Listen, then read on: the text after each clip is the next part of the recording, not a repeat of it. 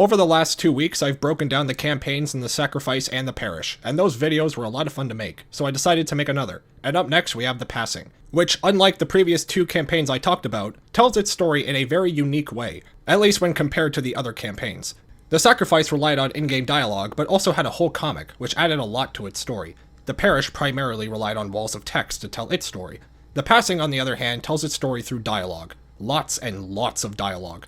I like the Passing, but my favorite part about this campaign, hands down, is the banter between the Left 4 Dead 1 survivors and the Left 4 Dead 2 survivors.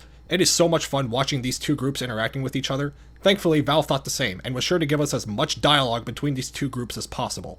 In this video, I'm going to be breaking down the story behind the Passing, going over the survivor interactions, the graffiti, and how the ending of the Sacrifice impacted the survivors from Left 4 Dead 1. We've got a lot to go through, so let's get started. After the ending of Dead Center, the survivors from Left 4 Dead 2 make a drive to New Orleans. However, after a few hours of traveling, they're stopped in the road by a familiar bridge. That's when either Zoe or Francis comes to greet the survivors. There is a ton of dialogue in this opening chapter, and a lot of it is really funny and sheds some light on the characters in both groups. Let's go over some of these interactions. If Zoe is the one to greet the survivors at the bridge, she explains in detail what Ellis has to do to lower the bridge. And then once you get over here, we can fill up the generator. The generator will make a lot of noise, but don't worry, Ellis, we can cover you from up here. You got all that? Ellis, are you gonna answer her? He's got it! We'll see you on the other side. Afterwards, Ellis is heard saying, Man, oh man. I jumped Jimmy Gibbs' car through a plate glass window and I just met the prettiest girl I ever seen. Nick, shoot me now, brother. Things never gonna get better than this. Ellis simping over Zoe throughout the Passing is very funny, but it's also very sweet, and shows just how soft-hearted of a person Ellis really is. Surely all the other survivor encounters will be this friendly. I'm telling you for the last goddamn time, lower the goddamn bridge, you greasy vest-wearing monkey. Is there any one of you 4 who isn't an asshole? Okay, listen to me, jackass. Lower the goddamn bridge so we can drive our goddamn car across. Bite me, Colonel Sanders.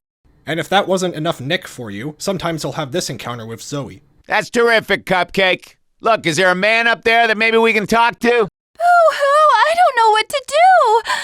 Go to hell, Colonel Sanders. I could shoot you where you stand. Would you lighten up? Man, nobody can take a joke anymore. I thought this was incredibly interesting when I heard it for the first time. Zoe flat out threatening to shoot someone does not sound like something Zoe would do. But we have to keep in mind recent events in the story. I am of course talking about Bill's death. Zoe and Bill had a father-daughter relationship, and out of all the Left 4 Dead 1 survivors, Zoe was easily hit the hardest by Bill's death. And in this bit of dialogue that she has with Nick, you can notice Zoe's character having a shift in perspective. What do I mean by that exactly? In the Sacrifice comic, after Fort Millhaven is overrun, Zoe and Bill have an argument about what to do next. Bill wants to flee to a deserted island, making it clear that the 4 of them are the only things worth protecting. But Zoe wants to gather more carriers and fight the infected. Well, after the events of the Sacrifice, it's obvious that Zoe has abandoned that pipe dream, because there are more carriers standing right in front of her, and instead of teaming up, she flat out threatens to shoot one of them. I view this as Zoe embracing Bill's perspective, which was already hinted at the end of the Sacrifice comic, but it's pretty much confirmed here. Now, moving on to our next bit of dialogue, Francis and Rochelle will also have this flirtatious back and forth. Okay, if you lower the bridge, I will give you a kiss. Hell yeah! It's nice to see that Francis still has his sense of humor, even after the events of the Sacrifice. And for those wondering, yes, he still believes that there are vampires, and it turns out Ellis agrees with him. Are any of you vampires? Oh man, I know, man. That's what I've been saying. If there are zombies, there has got to be vampires. Wolfman, mummies, aliens, all that shit, man. It just makes sense. Yeah, that's what I've been saying. And as the group is walking away from the bridge, Rochelle and Nick will sometimes have this exchange. See, Nick, you should try being nice sometime. Or I could try being more attractive to greaseball bikers.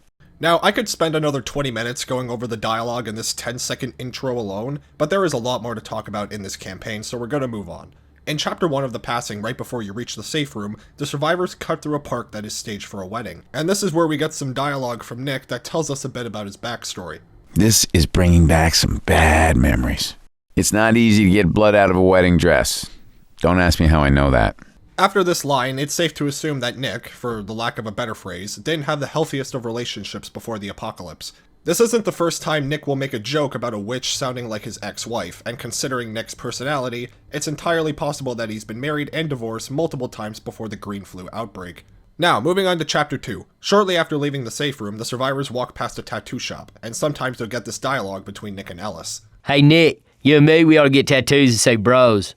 I'm gonna get a tattoo that says no. Ellis, did you get that girl's name? Because I can tattoo it on your ass. She'll like that. Now, shortly after the tattoo shop, you enter a bar that has some graffiti on the wall. However, unlike the sacrifice and the parish, which has graffiti that often tells depressing and dark stories, the graffiti in the passing is a lot more upbeat and humorous. Just to name a few. Went to save my dog. If I'm not back in 15 minutes, everyone drop everything and come save me. Otis, out of film. No helicopter. Zombies are too fast. Not gonna make it. Frank West. Ed is the king of the zombies. Repent. The end is extremely fucking nigh. There's no call for language like that. I have to agree too much. End of the world or not, there are standards. Shotguns and M16s everywhere, and not a single roll of toilet paper? I take mine with me. CETA is bringing more. Now, moving on to the end of Chapter 2, the crew has to jump into a sewer to get under the river. Nick, being a germaphobe, did not enjoy this experience, to say the least. Seriously, is nobody else freaked out right now? We are walking through a sewer. That's really funny, but this next line from Nick is probably my favorite. I am breathing shit air into my lungs. It is being absorbed into my bloodstream. I am literally full of shit. Now we finally get to Chapter 3, and this is where we get yet another interaction between the two groups. I know I've said this like 4 times already, but there is a shit ton of dialogue here, and I don't want to make this video 30 minutes. So before we officially talk about the finale, I'm going to go over some of my favorite dialogue bits from this specific interaction. Sometimes when walking up the stairs, Nick and Francis will greet each other like this. Hey, never thought a fancy ass like you would have made it this far. That's funny because I knew that your lazy ass would still be here. At least I don't have a turd on my suit. I put it there. Man, I told you had a turd on your suit. And sometimes Lewis will say this when referring to Nick. You're right, Francis. He's not friendly. I think Bill would have shot him by now. Rochelle and Francis will sometimes have this exchange. Hello, Rochelle. A beautiful name for a beautiful lady. Thanks. Nice vest. Francis? Him? Are you kidding? Really? There's also plenty of dialogue which has the survivors asking the crew from Left 4 Dead 1 if they want to join them on their trip to New Orleans, which is shut down pretty much every time.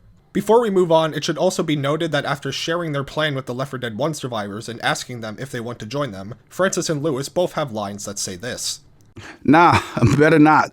Look, we've had enough with the military. This is obviously referring to Fort Millhaven, where the Left 4 Dead 1 crew was taken at the end of Blood Harvest and almost killed. I find it somewhat odd that the crew from Left 4 Dead 1 didn't at least try to warn the Left 4 Dead 2 survivors of the military's view on carriers, but that's a nitpick more than anything. Now let's move on to the finale. It's the standard gas collecting, which most players are not very fond of, but this finale does have something the other finales don't. The Left 4 Dead 1 survivors will be supporting you throughout the finale, by shooting zombies and occasionally giving you supplies, and they'll even throw each other compliments. Oh man, tell me Zoe don't look good with that gun. Nice shot, Zoe. Nice shot, Francis. All right, Lewis, keep tearing them up. Also, if Lewis kills a tank, sometimes he'll say this. That is for Bill. The dialogue in this campaign is fantastic, but this next bit might be my favorite. After finding Bill's body, sometimes Nick will have this interaction with Francis. Hey, sorry for your loss. There's not many of us left, brother. It's nice to see Nick have an actual heart, and he also has this line once the generator is filled up. Sorry if I was rude before. You guys are all right. After filling up the generator, the crew makes a dash for the car, giving their goodbyes as they run across the bridge. As the car is driving off, the camera pans to the Left 4 Dead 1 survivors, and if you're lucky, you'll hear this exchange between Zoe and Lewis. Should we have told them? No. It's hard enough out there. I honestly can't think of a good reason as to why the Left 4 Dead 1 survivors would withhold the information about the military to the Left 4 Dead 2 survivors, but again, this is a nitpick. Zoe also has this line that is incredibly rare. Ellis! Ellis! Maybe we should have gone with him? This not only hints at Zoe possibly catching the feels for Ellis, but this also hints that Zoe did not embrace Bill's worldview like I thought she did. Sure, she commits to going to the island in the end, but I do find it interesting that she at least entertained the idea of going with the survivors from Left 4 Dead 2. But sadly, this is a reality that never came to be. And yes, going with the survivors from Left 4 Dead 2 would essentially mean Bill died for nothing, that is true. But still, that is an alternate timeline that would be interesting as fuck to see. So that concludes the story of the passing. I'm sure there's some stuff that I missed, but I try to keep these videos short while being as informative as I can. If I went through every single bit of dialogue, this video would likely be 30 minutes, but that really goes to show just how much fucking dialogue is stuffed into this campaign. And I'm not framing it as a bad thing. I love it. Every time you go through this campaign, it feels like you're getting new dialogue almost every single time. Doing this video was a lot of fun, and I hope you enjoyed it. Thank you for watching, and I will see you in the next one.